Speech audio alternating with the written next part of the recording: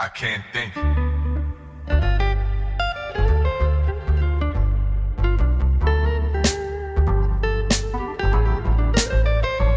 am I supposed to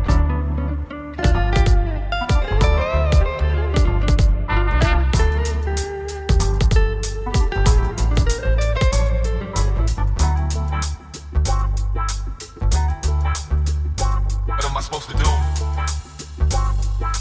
Yeah. I can't.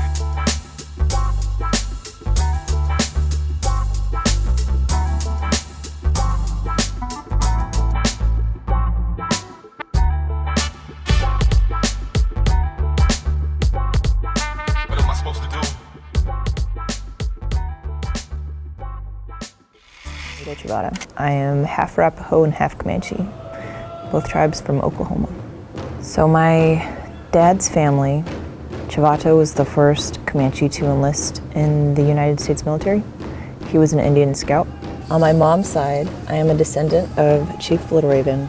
My grandpa served in the Navy, and my uncle also served in the Navy, and he is currently an Arapaho chief. I think I'm so passionate about my culture, my heritage, my family history, because not everybody gets to grow up. So this woman, I just wanted y'all to see this because the thing is, it's like, this is what they make all Native Americans to be like. Half this and half that. That really, that's up to them. But the point is, there's no genetic distinction. And it doesn't even matter if it is. It's just probably different cultural distinctions. The thing is, it's like this. This is, some Native Americans are like this, but they already have their cultural, linkage. But they want black people they want to interrupt and disrupt black folks from establishing our cultural linkage. So they got to get money before we can do something. That's how stupid some of these guys think.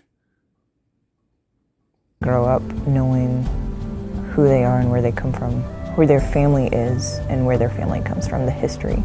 Realizing how important that is, because if I don't learn these things and I don't pass them on, then the culture dies, and that's not something I ever want to lose. So how many black people don't know who their family is, where we come from? And I'm not even talking about Africa, because the thing is, we don't know that, but we do have cultural linkages right here in America. Just, a few generations, a lot of us lose it. We always getting our culture interrupted by white supremacists. They're always taking advantage of our musical abilities, all of our abilities. They want to capitalize, make whole entire industries off of our inventions, off of our, whatever we're doing. Okay, so that's something that black folks, we need to understand, that, we can't empathize with people who want to get in our way, because they won't empathize with you. Line 57, please go ahead. Good morning. My name is Mark Johnson. I live in the gold country, the heart of the motherlode.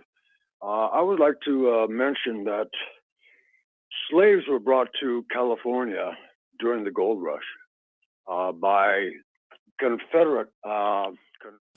So this ignorant person just destroys his own argument, saying that the gold that established the wealth in California was done by slaves. California was on the verge of splitting into Confederate and Union camps. The only slaves that were in California were brought here by Confederates. Native black Californians were made slaves too, and they pretend like they don't know that this exists. Okay, so the Spanish went around all over making people slaves and selling people into slavery as well. Okay, so Native Americans who are black were made slaves and put on breeding plantations. California never had a state statute saying that slavery is permissible. On this note, I would like to say that I don't believe a single person deserves restitution in any form unless they are a Native American. Native American tribes were butchered, slaughtered, pilloried. They were put into slavery. Nobody gets a dough until the Indians get one. Okay, thank you very much. Yeah, so these Native Americans that I don't even know if they're called Native Americans. These are Indians. These are the civilized type of tribe Indians that sold out to the American government for hundreds of years, and really these are white people now. They're just white people that have gotten paid to, allow white people to take over Native American, indigenous black folk stuff in a legitimate fashion. So they feel legitimately taken over because what they've done is they basically marry these people, just miscegenation, just whitewashed them all out. And in so doing, they've given them money and stuff. Like I said, this dude, anybody who would tell you that Native American needs to get paid before you get paid, that's not your friend. They don't deserve nothing. They got stuff, and they deserve what they get, and what they can organize for. But any group, not all of them don't do this. So we're going to have to learn discernment. We're going to have to learn judging trees by their fruit. Okay, we're going to have to learn to attack plans and not groups of what they're called, because that's one of the main tricks that the enemy does. They will call an entire group a thing, and then you want to attack everything in there, which is good people and bad people.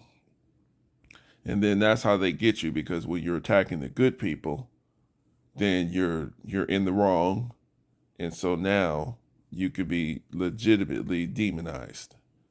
So we can't fall for that trick. But anybody right now, we can look and see what these people do. This particular guy lied. Now, Native Americans, a lot of them have reservations and a lot of them don't. But the ones that do have reservations, some of them decide they want to stand in the way and try to block black people from getting something. That has nothing to do with what they got going on. And Tariq Nasheed makes a few good points. I'm going to play that. But I just want y'all to just look at this. I drove by these Choctaw country, so I just want y'all to.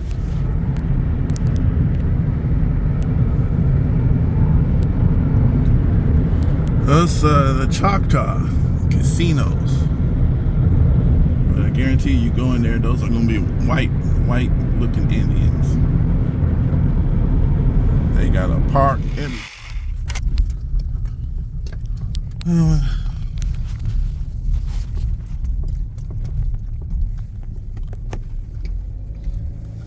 Oh, look at this. See, over here in Oklahoma, this is a good example of what black folks need: separation. They have their own zones, whole areas, bro. This is where they live. They don't have, I ain't seen no Walmart. I ain't seen a bunch of crazy stuff, taking over their little zones. This is how you separate. You don't have to leave the United States to separate. This real quick, and that's pretty much it. All right. And like right here, this is the reason why you got to learn history. A lot of us don't understand the value of history. You can't get respected if you don't have knowledge of yourself, because anybody can call in, sound halfway intelligent, but they don't have any facts. And we will sit up here and respect them because the way they sound, and we would advocate for their position just because they came in there and sound like they know what the hell they're talking about. But they're lying. It really sounds stupid because if Confederates are bringing in slaves, then people are being slaves. California stories. So why is California considering reparations for African Americans and descendants of enslaved people? Consider Basil Campbell. Okay, he was born enslaved in Missouri. He married a woman named Mary Stevens, had 2 sons. 1854, 4 years after California joined the Union as a free state, a man named J.D. Stevens brought Campbell for $1,200 and moved him all the way to California, away to a farm in Yolo County, California. And this man never seen his family again. Okay, so J.D. Stevens enslaved Basil Campbell in California, ignoring California's status as a free state. Okay. For another 7 years until Stevens decided that Campbell had sufficiently paid off his purchase price. Over the rest of his life, Campbell married again, adopted his wife's children, and amassed a small fortune in land and livestock. A few years after his death in 1906, his 2 sons from his first marriage in Missouri filed a petition for a portion of Campbell's estate, and the California appellate judge concluded that a marriage between enslaved people is not a marriage relation. So that tells you that the California judges, okay, this is their legal system. They codified, they approved, and they justified and validated the slavery that the people went through in the nation, because the reparations is really a national thing. But locally, California and other states can start the ball rolling by creating these proposals. So this appellate judge, and that's just one case. Now, people will try to dismiss that. Well, it wasn't codifying law. It wasn't this. It wasn't that. That's enough right there. Okay, but there's hundreds of these cases. Enslaved people were brought to California to build this place up. That's what happened. And it was against the law. They didn't codify it in the law so that they could try to get out of this process of repair. But they would still steal the people's money. So the bottom line is, it's a 500-page report. And that's why the study was done. To deal with bozos, people who don't, and like I said, for us who don't want to listen to history and understand history, if you don't know yourself, you're not going to be successful. And yourself is your history, because somebody can tell you any damn thing and you will go for it.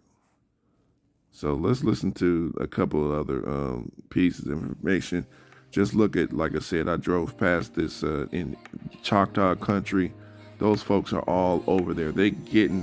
That's just one tribe. All of them are not rich, okay? So that's the fact. But, they have something that they can work with. And a lot of those ones that are rich, they're just white people, okay? But that's something that those folks have got to deal with, and they're just trying to pit us against them and make stupid arguments and stuff.